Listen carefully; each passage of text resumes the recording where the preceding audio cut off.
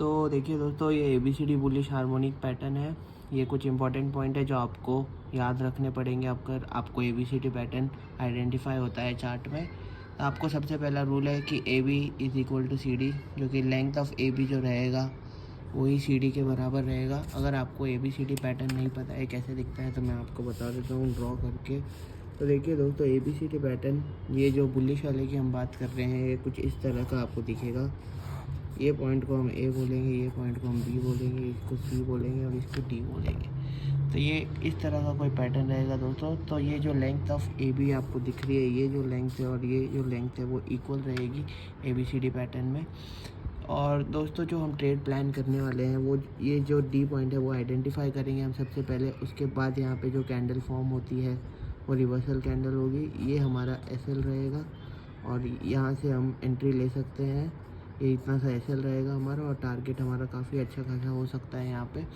तो ABCD pattern identify करने के लिए आपको ये पांचों पॉइंट सेटिस्फाई करना पड़ेगा। तो आप देखिए AB इक्वल टू CD होना चाहिए सिंपल, और ABCD पैटर्न जो होता है वो सिंपलेस्ट हार्मोनिक पैटर्न होता है।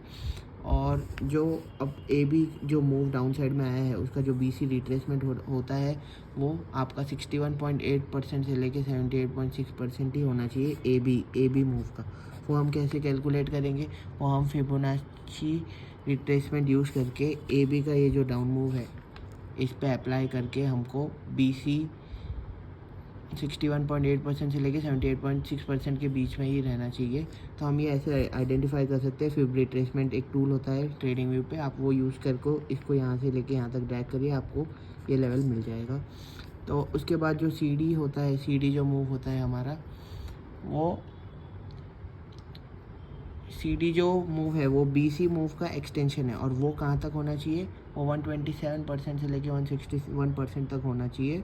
और ये भी हम यूज़ कर सकते हैं, फिबोनाची एक्सटेंशन एक टूल आता है, वो यूज़ करके हमको ये लेवल्स मिल जाएंगे कि ये इसके अंदर है या नहीं। और AB मूव और CD मूव का लेंथ सेम होना चाहिए। AB को जितना टाइम लगा है फॉर्म होने में उतना ही CD को लगना चाहिए। जैसे हमें D पॉइंट पता चलता है हम यहाँ से एक रिवर्सल ट्रेड प्लान कर सकते हैं। SL हमारा बहुत छोटा होता है, रिस्क रिवॉर्ड रेशियो काफ़ी हाई होता है, इसीलिए ये ट्रेड काफ़ी अच्छी हमें मिल सकती है। थैंक यू दोस्तों, उम्मीद करता हूँ समझा होगा आपको।